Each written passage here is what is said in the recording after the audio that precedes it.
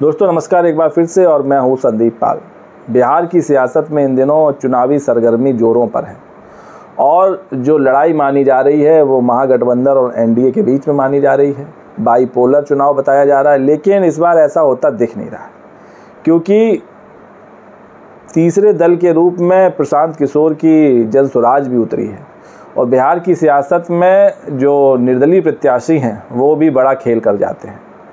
आपको जानकर हैरानी होगी कि जितने भी अब तक बिहार में चुनाव हुए उन सभी में अगर एनडीए और महागठबंधन के वोट शेयर को जोड़ लिया जाए तो वो करीब 78 से 80% रहते हैं, और जो 20% वोटर है वो या तो निर्दलीय को वोट देता है या फिर नोटा को दबा देता है या फिर छोटी मोटी दलों को देता है जिनके 2 या 4 विधायक हों, ऐसी पार्टियों को वोट करता है। तो जो प्रशांत कुमार हैं उनकी नज़र उसी वोट बैंक पर है, वही जो 22% वोट बैंक है उस पर उनकी नज़र है। और जो ज़मीनी हकीकत है वो भी कहीं ना कहीं ये इशारा कर रही है कि इस बार प्रशांत किशोर बिहार की सियासत में बड़ी टेंशन दे सकते हैं एनडीए और महागठबंधन को। खैर, इस पर भी हम लोग किसी वीडियो में चर्चा करेंगे विस्तार से, लेकिन आज बात करेंगे महागठबंधन में सीट बंटवारे को लेकर, जिसकी हलचल तेज़ हो गई है। जो महागठबंधन के सहयोगी दल हैं वो अपनी अपनी डिमांड रख रहे हैं, अपने अपने ऐलान कर रहे हैं कि हम इतने पे लड़ेंगे, हम इतने पर लड़ेंगे।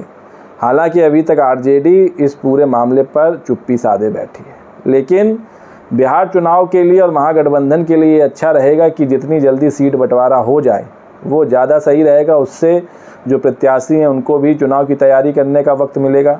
हालांकि लोकसभा चुनाव में लालू यादव की आरजेडी टिकट के मामले को काफ़ी देर तक लटकाए रही थी, उससे भी काफ़ी इफ़ेक्ट पड़ा। तो इस बार जो घटक दलों का दबाव है वो आरजेडी पर बढ़ता जा रहा है। महागठबंधन की बात करें तो इसमें जो सबसे बड़ी पार्टी है, लार्जेस्ट पार्टी, वो आरजेडी है। उसके बाद कांग्रेस है, इसके बाद लेफ्ट दल हैं और मुकेश सहनी की पार्टी भी इस बार मिलकर चुनाव लड़ रही है।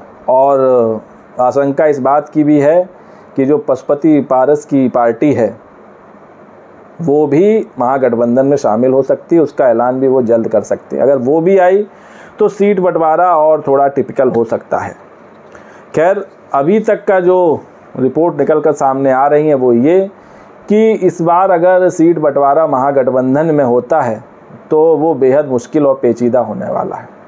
आरजेडी के सामने सबसे बड़ी मुश्किल है कि खुद कम से कम जब वो 125 से ज़्यादा सीट पर लड़े तब वो बिहार की बड़ी पार्टी बन सकती है या फिर लार्जेस्ट पार्टी बनकर उभर सकती है। और अगर वो 110-120 सीट पर लड़ेगी तो हो सकता है कि ये मुकाम वो हासिल ना कर पाए जो उसने 2015 और 2020 के चुनाव में हासिल किया। 2020 के चुनाव में 75 सीटें जीती थी आरजेडी और 2015 के चुनाव में भी सबसे बड़ी पार्टी बनकर उभरी थी, लेकिन लड़ी भी ज़्यादा सीटों पर थी, करीब 140 सीटों पर लड़ी थी। तो इस बार जो घटक दलों का दबाव है वो कहीं ना कहीं उसको परेशानी में डाल रहा है। तो पहली कोशिश तो आरजेडी की ये होगी कि वो कम से कम 125 से 130 सीटों पर तो हर हाल में लड़े, ताकि कम से कम 80 सीटों तक वो पहुंच पाए, 80 से 85 सीटों तक वो बढ़ पाए। वहीं जो कांग्रेस है वो रट लगाए है 70 से एक भी कम सीट नहीं लड़ने पर, लेकिन वो भी जानती है कि अकेले चुनाव लड़ने से बिहार में दाल कांग्रेस की गलेगी नहीं।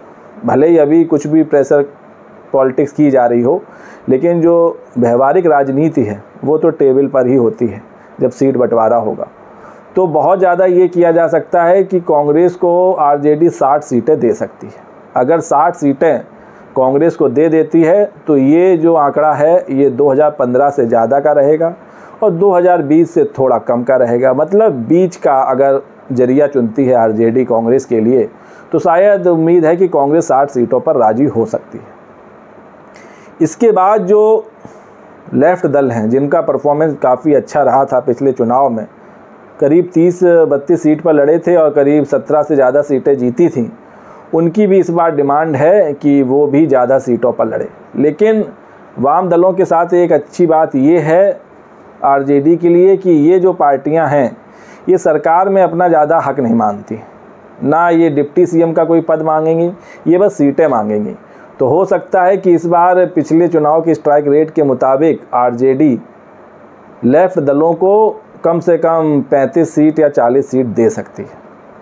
तो अगर 130 सीटें आरजेडी अपने पास रखती है, 60 सीटें कांग्रेस को देती है, तो करीब 190 सीटें, और जो बची 53 सीटें, इसमें मुकेश सहनी की वीआईपी और वाम दलों को समाहित किया जा सकता है, क्योंकि मुकेश सहनी भी ऐलान तो 60 सीटों का कर दिया है, और उनको दरअसल उनके साथ दिक्कत ये है कि उनके लिए दोनों तरफ गेट खुले हुए हैं।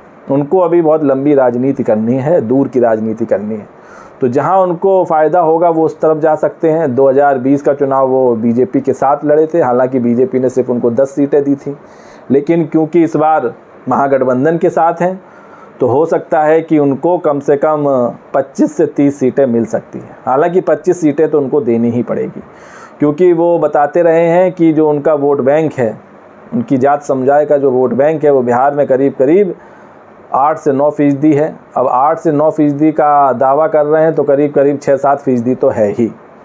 तो उस वोट बैंक को भी महागठबंधन को अपने साथ रखना है, तो मुकेश सहनी को तो नाराज़ करना मुनासिब होगा नहीं, ऐसा लगता है, क्योंकि उनके पास ऑप्शन भी 2-2 हैं। हालांकि एनडीए तो महागठबंधन से ज़्यादा सीट किसी कीमत पे मुकेश सहनी को नहीं देगी। तो इस बार हालांकि महागठबंधन में जेडीयू तो नहीं है, लेकिन कांग्रेस बड़ा दल है, आरजेडी खुद बड़ी पार्टी है, उसके अलावा वाम दल हैं, तो 25 सीटों पर मुकेश सहनी को राजी किया जा सकता है। इसके अलावा जो वाम दल हैं वो 30 से 35 सीटें उनको दी जा सकती हैं। तो अगर ये फार्मूला बनता है तो ये सबसे मुफीद फार्मूला होगा महागठबंधन के लिए, क्योंकि जिस तरह झारखंड में हेमंत सोरेन ने थोड़ा सेक्रीफाइस किया, आरजेडी को भी सीटें दी उन्होंने, लेफ़्ट को भी सीटें दी, और सीट बंटवारा भी उन्होंने जल्दी कर दिया, तो उसका उनको फ़ायदा भी हुआ। बढ़ी हुई सीटों से वो सरकार बनाने में कामयाब रहे।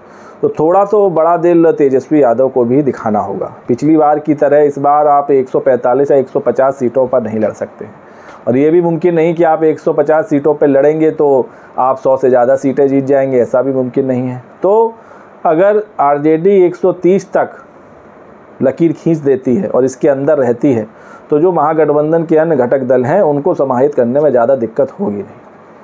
और कांग्रेस के साथ दिक्कत ये है कि भले ही वो 70 सीटों का ऐलान कर रही हो, कह रही हो 70 से कम सीटों पर नहीं लड़ेंगे, लेकिन बिहार में जो ज़मीनी हकीकत को अगर आप टटोलेंगे तो आरजेडी की तरह कांग्रेस का संगठन उतना मजबूत नहीं है बिहार में कि उसके पास अच्छे कैंडिडेट भी हों और सीटों पर पकड़ भी मजबूत हो जितनी आरजेडी की है।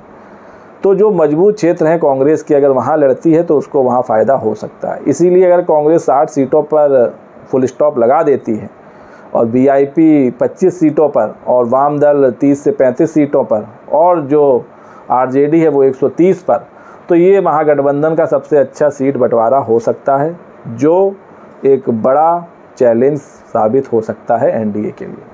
वैसे एनडीए में भी सीटों को लेकर रस्साकसी होगी, भले ही अभी सब कुछ वेल एंड गुड बताया जा रहा हो, क्योंकि वहाँ भी जीतन मांझी कह चुके हैं कि हमको 40 सीटें दो, तब तो हम प्रूफ करेंगे हम कितनी बड़ी पार्टी हैं। चिराग पासवान को पिछली बार लोकसभा चुनाव में मिली थी अच्छी खासी सीटें, तो उनका भी नज़रिया यही होगा कि इस बार हमको भी अच्छी सीटें मिलें, कम से कम 20-25 सीटें, और हो सकता है मिल भी जाएँ। तो पेच फंस रहा है जेडीयू और बीजेपी के बीच, क्योंकि जेडीयू किसी कीमत पे नहीं चाहती है कि बीजेपी से एक भी कम सीट उसको मिले। अगर बीजेपी 115 पर लड़ रही है तो वो 116 पे लड़ेगी, 100 पर नहीं जाएगी। और इसीलिए तमाम तरह की अटकलें, तमाम तरह के कयासों का बाजार बिहार की सियासत में गरमाया हुआ है। तो दोस्तों, ये था महागठबंधन के सीट बंटवारे का फॉर्मूला। आपको क्या लगता है, क्या कुछ ऐसा ही बनेगा, और आपकी क्या राय है, कमेंट्स करके बताइए। वीडियो देखने के लिए धन्यवाद।